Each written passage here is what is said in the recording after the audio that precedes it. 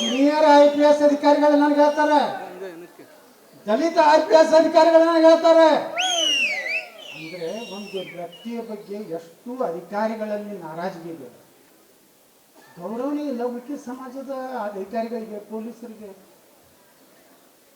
ಈ ರೀತಿ ಪರಿಸ್ಥಿತಿ ರಾಜ್ಯದಲ್ಲಿ ಏನಾಗಿದೆಯಲ್ಲ ಬಂಧುಗಳೇ, ನಾವೆಲ್ಲ 2028 ನೀವೇನಾರ ಮತ್ತೆ ತಪ್ಪು ಮಾಡಿದ್ರೆ ನಾವು ಕುಮಾರಸ್ವಾಮಿ ಎಲ್ಲ ಒಂದೇ ಇರ್ತೀವಿ, ಏನು ಕಾಳಜಿ ಮಾಡಬೇಡ. ನಾ ಕುಮಾರಸ್ವಾಮಿ ಪರವಾಗಿ 50-50 ಇದೀನಿ. ಮುನಿಸ್ವಾಮಿ ಅದಾರ ಗೊತ್ತಿಲ್ಲ, ಅದಿರಲ್ಲ ಎಂಡಿ ಏನ್ರಿ ಏನಾರೇನು, ಯಾಕಂದ್ರೆ 150 ಸೀಟ್ ಬರಬೇಕು.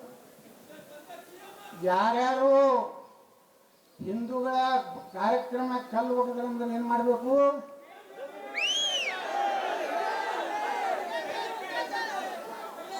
UP ಸರ್ಕಾರ ನಿಮ್ಗೆ ಬೇಕಾಗಿತ್ತು ಇಲ್ಲ ಕರ್ನಾಟಕದಲ್ಲಿ?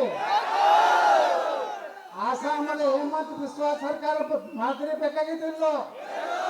ಮೊನ್ನೆ ಮಹಾರಾಷ್ಟ್ರದಲ್ಲಿ ಮುಸ್ಲಿಂ ಮೀಸಲಾತಿ ತೆಗೆದು ಹೋಗಿದ್ರು.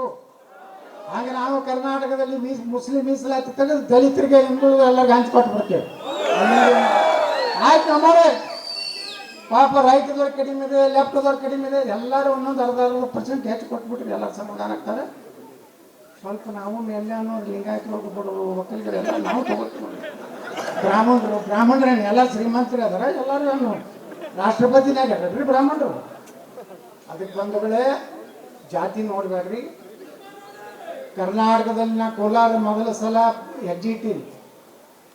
ಹಿಂದಿನ ರೈಲ್ವೆ ಮಂತ್ರಿ ಇದ್ದಾಗ ಬಂದಿದ್ದೆ.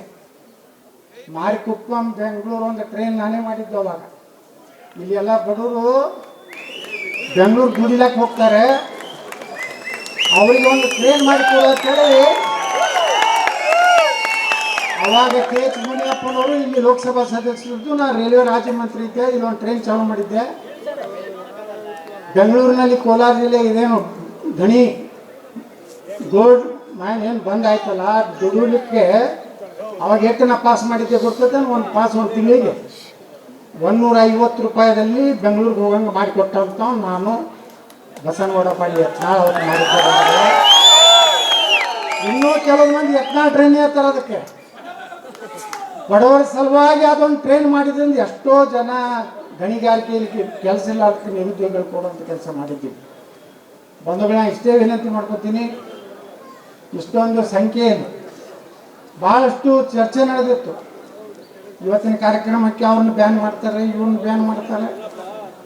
ನನಗೆ ಬ್ಯಾನ್ ಮಾಡಿದ್ರೆ ಹೈಕೋರ್ಟ್ನಿಂದ ಆರ್ಡರ್ ತರ್ತಿದ್ದೆ. ಫುಲ್ ಕೋರ್ಸ್ ತೊಗೊಂಡು ಮಾತು ಹೇಳ್ತಿದ್ರು ಅವ್ರು. ಹೈಕೋರ್ಟ್ ಏನಂತ ಹೇಳ್ತಿತ್ತು, DG IGPಗೆ ಆರ್ಡರ್ ಮಾಡ್ತಿದ್ರು, with full security Yatnal may go Kolar.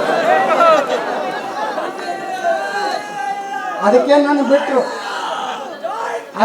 ಬಿಟ್ಟರು ಪ್ರಮೋದ್ ತಾಲೂಕನ್ನು ಹಿಡ್ಕೊಂಡು ಕುಂತ್ರು. ನಾನು 28 ಏನು ಕಾಳಜಿ ಮಾಡಬೇಡ. 28ಕ್ಕೆ ಇದೇ ಪೊಲೀಸರ ಕಡೆಯಿಂದ ಅವ್ರು ಒದಿಸ್ಲಾಕ್ ಚಾಲು ಮಾಡ್ತೀವಿ ನೋಡಕ್ಕೆ.